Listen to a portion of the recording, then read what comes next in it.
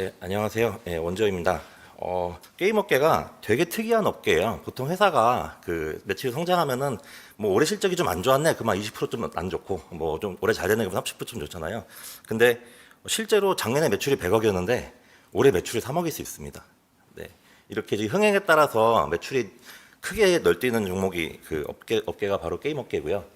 이런 것 때문에 이런 특성 때문에 굉장히 많은 이제 그 변곡점이 존재합니다. 네. 게임 업계의 매출 생존은 그 방정식은 크게 세 가지로 볼 수 있어요. 매출에서 비용을 빼고 좀 리스크들이 있죠. 그래서 각각의 매출은 어떤 특성이 있는가, 비용은 왜 이렇게 비싼가, 그리고 AI는 어떻게 이제 개선되는지, 제도는 어떻게 보완하면 좋을지를 나름대로 생각해봤습니다. 많이들 아시겠지만 게임 업계가 많이 힘든데요 요새. 뭐 하루가 멀다 하고 뭐 구조조정하고 폐업하고 이런 얘기들이 많이 있어요. 네, 그런 부분들을 좀 더 말씀드리겠습니다. 이거는 제가 상장사들 그 공시 정보 기준으로 자료 좀 갖고 왔어요. 데브시스터즈 아시겠지만 매출이 저기 700억에다가 3천억에다가 2천억으로 왔다 갔다 하죠. 그리고 베스파 같은 경우는 제가 3년치만 갖고 와서 그렇지 이 전년도엔 1,000억이었습니다. 그래서 1,000억이 실제로 3년, 4년 뒤에 6억이 되거나 실제 상폐가 되는 경우도 있고요. 해외도 마찬가지입니다. 뭐 여기 큰 회사도 이 정도인데 작은 회사들은 훨씬 더 변동폭이 커요. 예, 그래서 게임에서는 기본적으로 풍년과 흉년이 굉장히 극심하게 옵니다. 그래서 풍년일 때 잘 킵을 해야 되고 흉년을 대비해야지 살아남을 수가 있거든요. 그래서 당연히 풍년일 때는 세금도 많이 내고 하는데 정말 흉년일 때는 적자라서 낼 세금도 없는데 이것 때문에 이렇게 사업이 접히거나 망하는 사례가 좀 많이 있었습니다. 네. 요건 이제 많이들 아시는 이제 크래프톤 얘기인데요. 크래프톤이 처음에는 이제 테라라는 게임으로 시작을 했어요. 그래갖고 한 7년 정도, 2016년까지 굉장히 고생을 많이 했습니다. 그래서 아래쪽에 이제 크래프톤 A라는 책이 있는데 여기 아주 자세하게 내용이 써 있거든요. 저희 보면은 배틀그라운드 출시 전까지 월급이 없었대요, 실제로. 네, 그 정도로 이제 회사가 접히냐 마냐 뭐 굉장히 유명합니다. 그 업계에서는. 그래서 힘들었던 얘기가 굉장히 한 10년 가까이 힘들었던 얘기가 잔뜩 써 있는데 그러다 정말 거짓말같이 배틀그라운드 나오면서 이렇게 이제 대성공을 하게 되죠. 실제로 지금 매출이 3조가 넘어가는 거대한 회사가 됐고 대부분 다 해외에서 매출을 벌고 있습니다. 근데 만약에 아찔한 상상을 해볼게요. 2017년 배틀그라운드 나오기 전에 회사가 망했으면 이 성공은 없었겠죠. 네, 그런 이제 그리고 저는 참 이분들이 되게 대단하다고 느껴지는 게 사업을 해보니까 더 느껴져요. 이걸 어떻게 버텼지? 네, 저 힘든 상황을 어떻게 버텨내서 이렇게 개발을 성공했지? 그런 부분들이 되게 이제 많이 뼈로 와닿습니다. 그리고 예, 요거는 펄어비스 사례인데 올해 굉장히 성공을 했죠. 그 붉은 사막 같은 경우가 여기에 영업이익을 보시면 3년 동안 마이너스가 이렇게 계속 찍혀 나가요.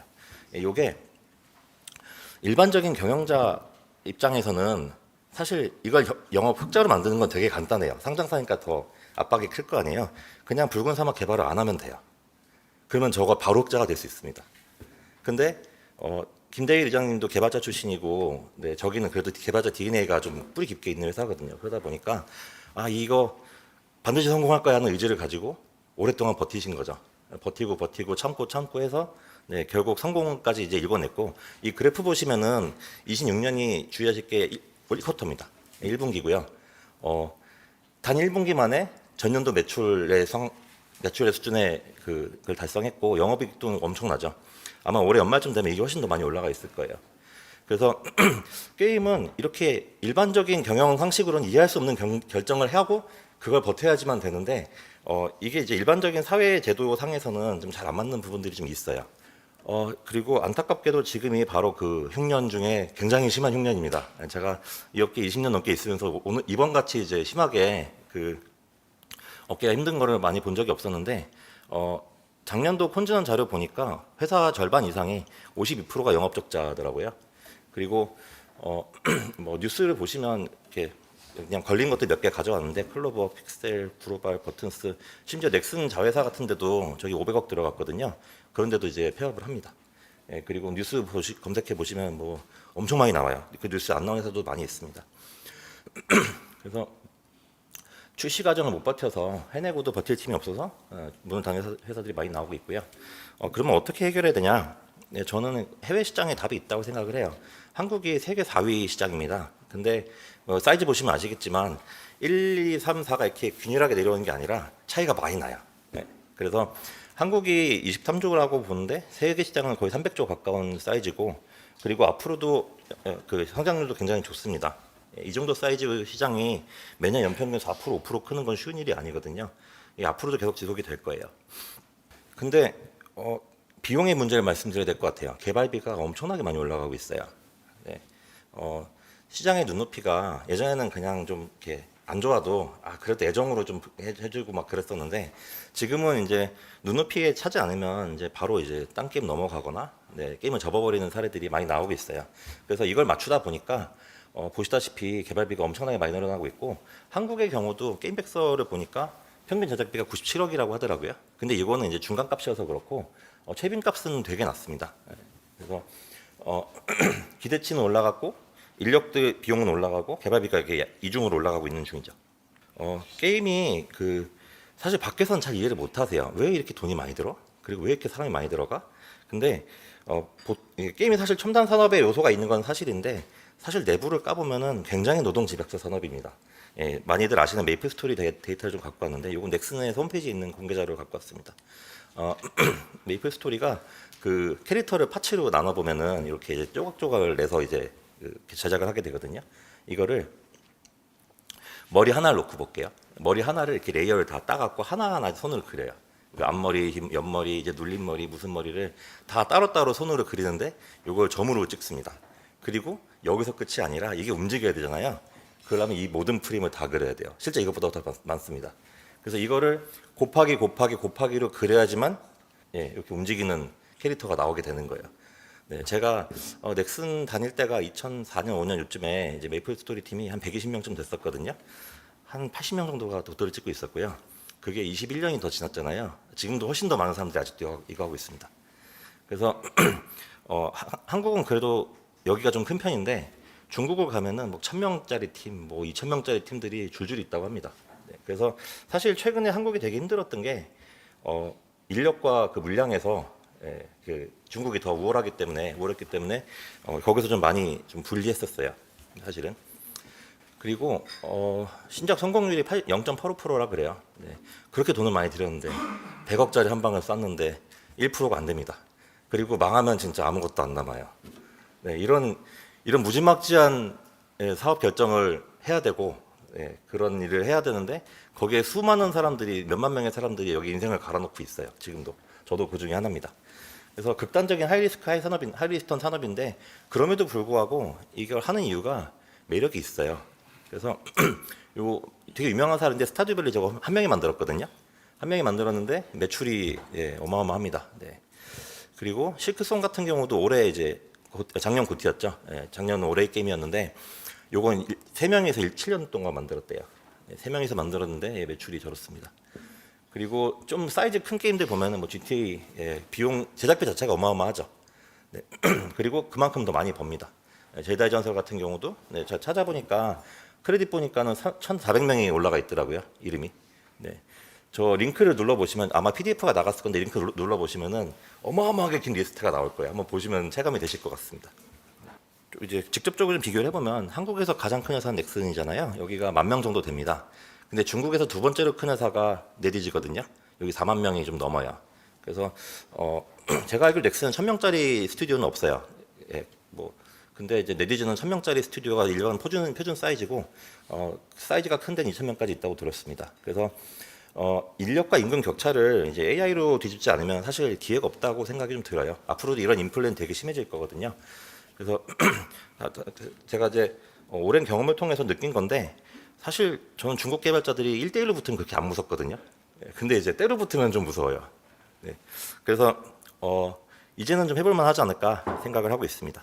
네, 요건 저희 사례인데, 저희도 이제 게임사기도 하고 엔진 개발사기도 했기 때문에 사례를 직접 만들고 있습니다. 그래서 요거는 이제 작년에 이제 발표했던 자료 중에 하나인데, 그 도시건설 시뮬레이션 게임을 직접 만들었어요. 이건 저희가 한번 진짜 보여주겠다고 하고서 실제 출시까지 했는데, 10명에서 1년 동안 할 규모 작업을 1명에서 6일 만에 끝냈습니다.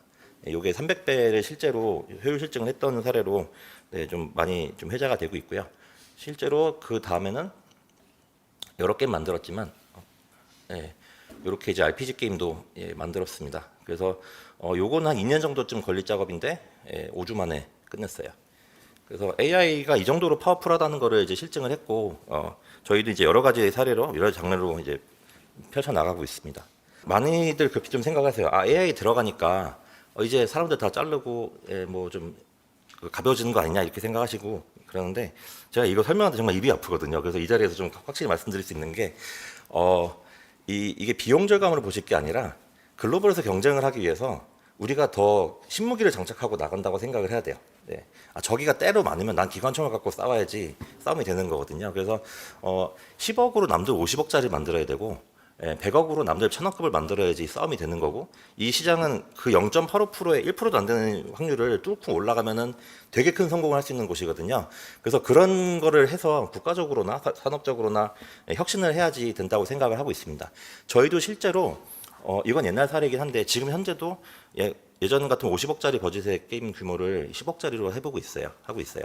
앞으로는 제가 이제 이학기 오면서 3번의 그 큰 기술 혁신이 있었습니다. 그래서 첫 번째가 온라인이었고, 두 번째가 모바일이었고, 세 번째가 이제 저는 AI라고 생각을 해요. 근데 안타깝게도 앞에 2번은 저희가 놓쳤어요.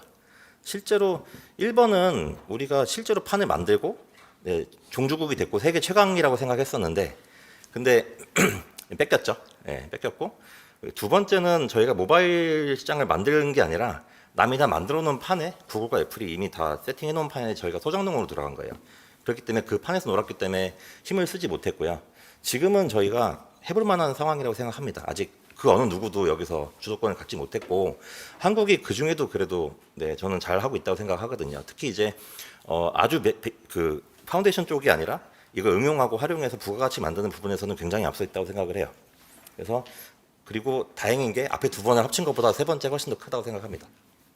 저는 이제 르네상스 얘기를 많이 하는데 이렇게 개발이 쉬워지고 기회가 많이 생기기 때문에 저희가 이제 한번 해볼 수 있다고 생각을 하고요. 그 중에 이제 주목하고 있는 것들이 인디 게임들이나 혹은 각 회사들마다 사이즈 개발 규모는 작아졌지만 실제로는 더 큰 프로젝트들이 많이 돌아가고 있어요. 그래서 좀 참신하고 새로운 게임들이 많이 나올 수 있지 않을까 그렇게 생각을 하고 있습니다.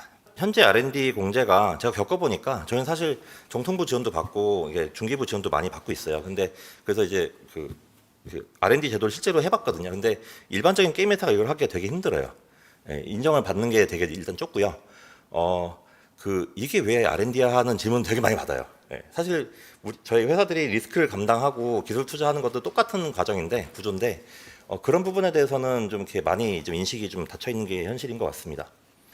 이거를 어떻게 보면 반도체랑 좀 비슷하다고 생각하는데 사실 구조는 똑같거든요. 이거 사이클이 되게 심한 산업이고 선투자가 막대하게 들어가야 되고 터지면 되게 크게 들어오는데 그런 데 비해서 사실 반도체도 되게 힘들었었는데 되게 오랫동안 그 여러 제도들이나 사회적인 자본이 투여가 돼갖고 지금 같은 성공을 거두게 됐잖아요.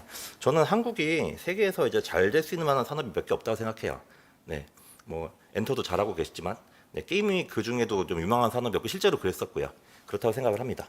그래서 반도체가 과거의 차세대 먹거리였다면은 앞으로의 차세대 먹거리는 현재의 차세대 먹거리는 이제 게임이 아닐까 그렇게 좀 생각을 합니다. 그래서 풍년에 적립하고 흉년에 보전하는 그런 이제 제도가 좀 필요하다 생각을 하고요. 모든 콘텐츠 기술의 집약체이자 매출이 효자였고 국가 전략 산업으로 이런 게임을 국가 전략 산업을 육성해 주십사 부탁을 좀 드려봅니다. 어떻게 보면 되게 생소한 얘기일 수 있는데 해외 사례 좀 가져와 봤어요. 영국이나 뭐 뉴욕, 미국, 일본 등등도 이런 이제 세액 공제들이 자료가 있습니다. 그리고 이런 이제 콘전 연구 자료들도 있으니까 이 부분들은 저보다 이제 뒤에 발표하실 분들이 훨씬 더 잘 설명해 주실 것 같아요.